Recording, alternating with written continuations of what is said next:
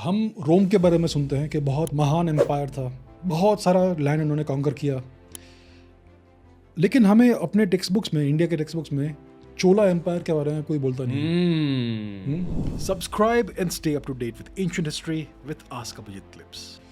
चोला dynasty 1500 साल power में थी। दुनिया में कौन सी डायनेस्टी इतने हजार साल पावर में रही है? 300 BC के आसपास से 1200 AD तक ये लोग पावर में थे। और जब सोने की चिड़िया की बातें होती है, चोला डायनेस्टी की बातें होती है। बिल्कुल। अपने सिविलाइजेशन की वन ऑफ द सबसे ज़्यादा महान डायनेस्टीज है। ये तमिलनाडु के आसपास की डायनेस्टी है। राजराजा चोला, राजेंद्र चोला, ये इनके महान किंग्स थे। अब इस डायनेस्टी में खास बात क्या है? उन्होंने पूरा का पूरा साउथ ईस्ट एशिया कॉन्कर किया। Sri Lanka, Maldives, Burma, Thailand, Malaysia, Indonesia, Laos, Vietnam, Philippines तक।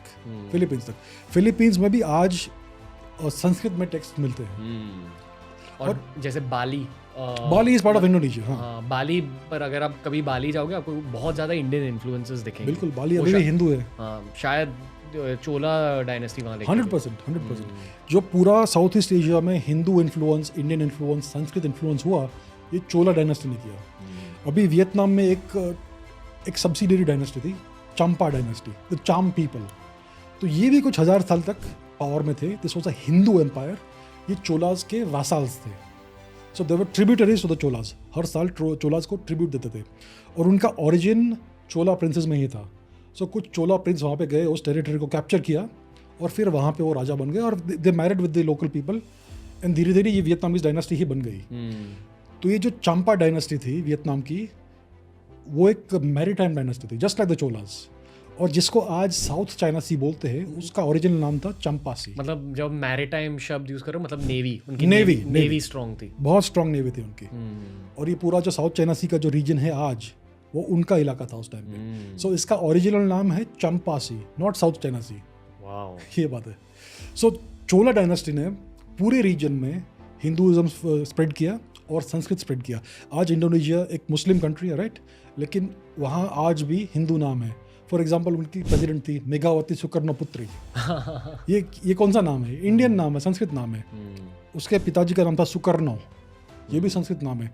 थाईलैंड में जो रिसेंटली जो राजा की मृत्यु हुई, उनका नाम था भूमिबल अतुल्य तेज। ओके, ये चक्री डायनेस्टी है थाईलैंड की। तो हर जगह इंडिया में, हर जगह साउथ ईस्ट एशिया में इंडियन इन्फ्लुएंस है। अभी एक बहुत महान रिवर है, मेकोंग रिवर, आपने सुना होगा, बहुत सारे देशों में से निकलती है। मेकोंग रिवर का नाम का ओरिजिन क्या है? मी गोंग्या मीन्स माँ गंगा। उसमें से धीरे धीरे मेकोंग नाम बन गया। तो ये बात है, हर जगह साउथ ईस्ट एशिया में इंडियन इन्फ्लुएंस है।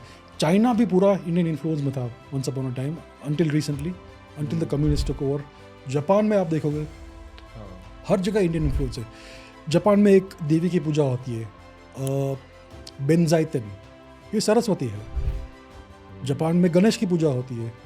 ओके, कैनन कंपनी है। ये कैनन नाम क्या है? कन्नौन, जो अवलोकितेश्वर का एक फॉर्म है। ओके, ये एक देवी है वहाँ की, बट इसका इन सब चीज़ों का ओरिजिन इंडियन है। तो इंडियन इन्फ्लुएंस बहुत था पूरी दुनिया में, लेकिन हमें ये सब पढ़ाया नहीं जाता है टेक्स्ट बुक्स में। अगर हम जानेंगे तो हमारा पूरा पर्सपेक्टिव बदल जाएगा।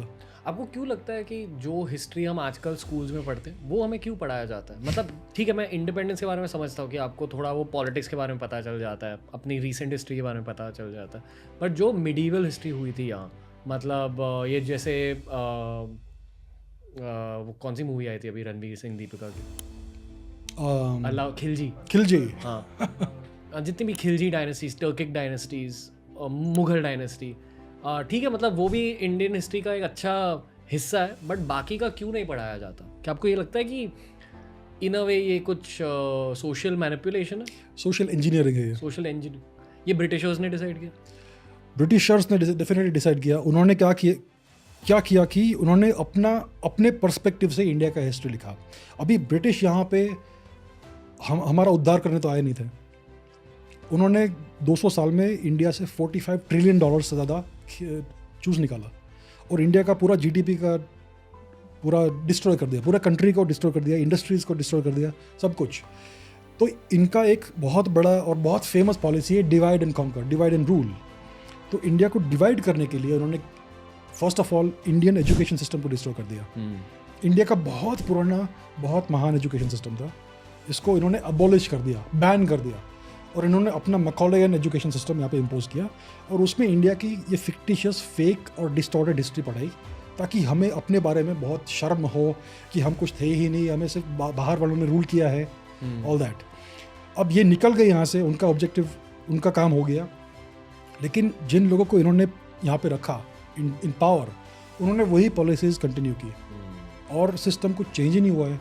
आज भी ब्रिटिश लॉज है इंडिया में, फॉरेन कॉन्स्टिट्यूशन है इंडिया में सारे इंस्टीट्यूशन जो ब्रिटिश ने बनाए वो आज है इंडिया में, टेक्स्ट बुक्स भी आज है वही है, एजुकेशन सिस्टम भी वही है। सो एसेंशियली हम आज भी कॉलोनाइज्ड है, लेकिन हमारे मास्टर्स हमारे ही लोग हैं, कुछ बदला नहीं है। तो जब तक ये एजुकेशन सिस्टम नहीं बदलेगा तब तक हम जान नहीं पाएंगे कि हमारा हिस्ट्री क्या है। और अगर आपको अपना हिस्ट्री पता नहीं है तो आपका पूरा कंटेक्स्ट बदल जाएगा, और आपको अपने आप को एक अलग तरीके से देखेंगे। तो यही इसका ऑब्जेक्टिव है कि क्या बोले आप, social manipulation, social engineering, yes, वही बात है और कुछ नहीं है।